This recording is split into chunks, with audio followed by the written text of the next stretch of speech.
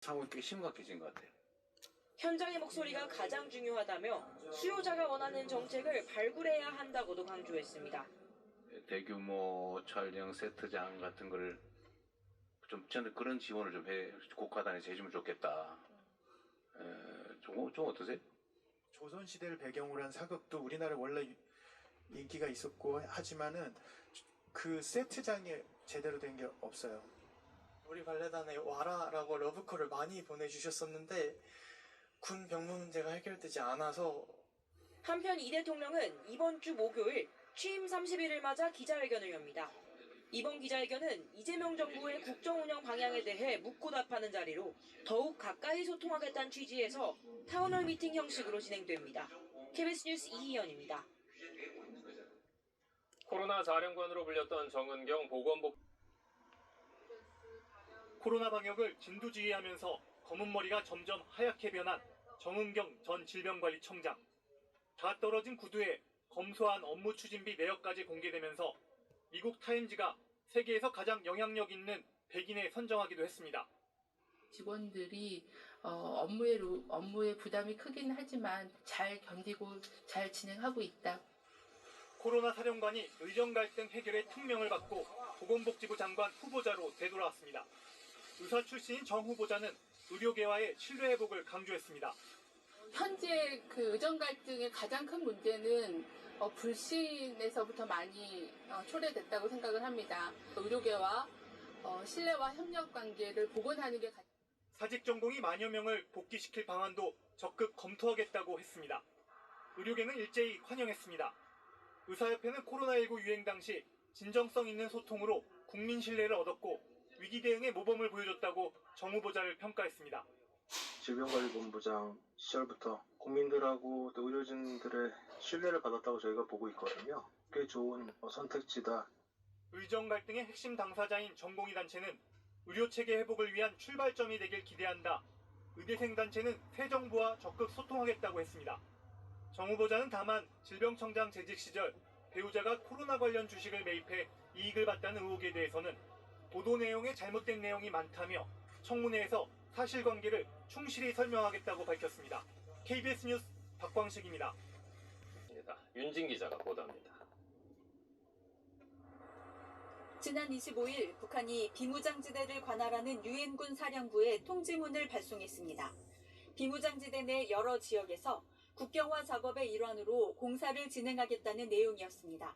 북한군은 지난주 후반부부터 접촉 지역에서의 작업을 재개를 했고 일일 한 1000여 명 이상의 작업 인원들이 작업을 하고 있습니다. 북한은 지난해 4월부터 비무장지대 북방 한계선을 따라 콘크리트 방벽을 설치하고 있습니다.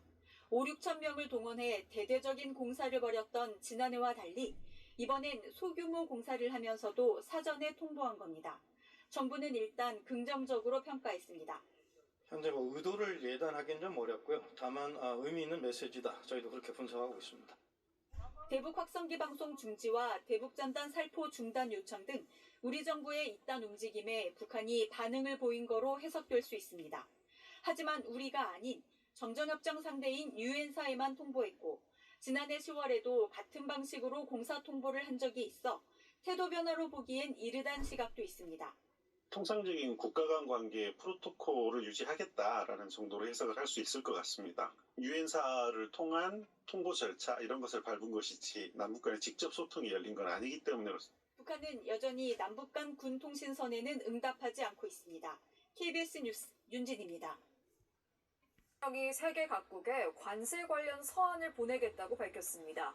다음 달 8일로 예정된 상호관세 유예 시한을 연장하지 않고 관세를 확정해서 통보하겠다는 최후 통첩으로 해석됩니다. 박석호 기자입니다. 트럼프 미국 대통령이 다음 달 8일로 예정된 상호관세 유예 시한을 앞두고 관세 서한 카드를 꺼냈습니다. We're going to be sending letters out starting pretty soon. No, we don't have to meet. We understand. We have all the numbers. 협상을 연장하지 않고 관세를 확정해 통보할 수 있다는 겁니다. 최대 관세율은 50%인데 미국이 그간 얼마나 적자를 봐왔는지에 따라 조정될 수 있음을 암시했습니다. We will say, congratulations, we're allowing you to shop in the United States of America you're going to pay a 25% tariff or a 35% or 50% or 10%. 특히 미국에 자동차를 많이 수출하는 일본을 지목하며 미국산 원유 수입을 권유하는가 하면 한국과 일본산 자동차에 대한 관세 유지도 시사했습니다. They don't want Japan and Korea to have a lower tariff if you do a deal with them than the U.S. automakers are paying. Well, the U.S. automakers are going to be so busy selling cars in the U.S. they're not going to even have to worry about it. But that won't happen. 트럼프 대통령 말대로 서한을 통해 관세가 확정되면 세계 무역 시장의 불확실성은 다시 고조될 것으로 우려됩니다. 다만 미국의 무역 협상 대상국 약 200개 나라 가운데 지금까지 최종 합의가 이루어진 건 영국뿐이라는 점에서 서한 카드가 협상 압박용일 가능성도 제기됩니다. KBS 뉴스 박석호입니다. 중국이 그간 중단해온 일본산 수산물 수입을 조건부 재개했습니다. 일본의 원전 오염수 방류 이후 거의 2년 만인데요. 다만 후쿠시마현 등을 원산지로 하는 수산물은 이번에도 제외됐습니다. 김기수 기자의 보도입니다. 중국 정부는 일본 수산물 수입을 재개합니다. 일본의 후쿠시마 제1원전 오염수 방류를 이유로 수입을 중단한 지 1년 10개월 만입니다. 한국 관세청에 해당하는 중국 해관 총서는 장기적 관찰과 검사 결과 이상이 발견되지 않았다며 수입 재개 이유를 밝혔습니다. 하지만 조건이 달렸습니다. 수입이 중단됐던 수산물 생산기업은 중국 내 등록을 다시 해야 합니다. 또 수산물 수입 신고 때는 일본 정부가 발급한 위생증명서와 방사성 물질 검사 합격 증명서, 생산지역 증명서를 제출해야 합니다. 후쿠시마현과 군마현 등 10개 도화현에서 생산되는 수산물은 여전히 수입 대상에서 제외됐습니다. 앞서 일본은 2023년 8월 24일 후쿠시마 제1원전 오염수 해양 방류를 개시했습니다. 이에 중국은 원래부터 금지했던 후쿠시마현 등 10개 지역뿐만 아니라 일본 전역의 수산물 수입을 막았습니다. 중국이 수입을 중단하며 일본은 큰 타격을 입었고 꾸준히 수입 재개를 요구해왔습니다. 한국은 일본의 오염수 방류로 인한 추가적인 수입 금지나 규제 강화 조치는 하지 않았습니다. 다만 지난 2011년 동일본 대지진에 따른 후쿠시마 원전 사고 이후 방사능 오염 우려로 2013년 9월부터 후쿠시마를 포함한 8개 현에서 생산되는 모든 수산물 수입을 금지하고 있습니다. KBS 뉴스 김기수입니다.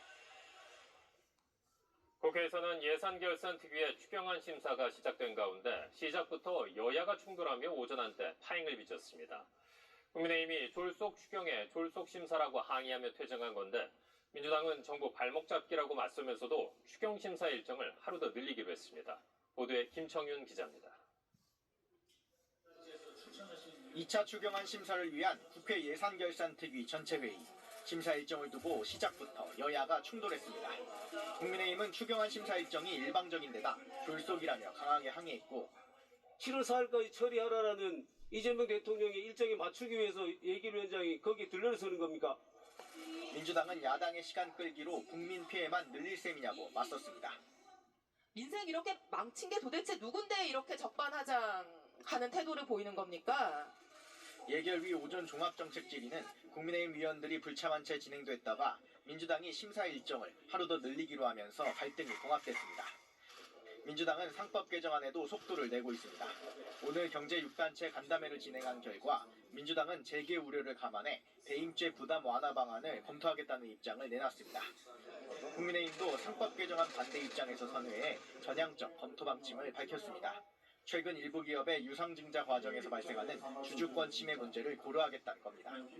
한편 오늘 임기를 마치는 국민의힘 김용태 비대위원장은 퇴임 기자회견을 열고 기득권 개혁 없이는 국민의힘의 미래는 없다며 뼈있는 발언을 했습니다. 8월로 예상되는 전당대회에서 새 당대표를 선출하기 전까지 관리형 비대위의 위원장은 송원석 원내대표가 겸임하기로 했습니다. KBS 뉴스 김청윤입니다. 전국 법관 대표회의가 대선 이후 다시 열려 재판 독립과 사법 신뢰에 관한 안건들을 논의했지만 결국 빈손으로 마무리됐습니다. 어느 한도 의결 요건을 만족시키지 못했기 때문인데요. 자세한 내용을 이호준 기자가 전해드립니다.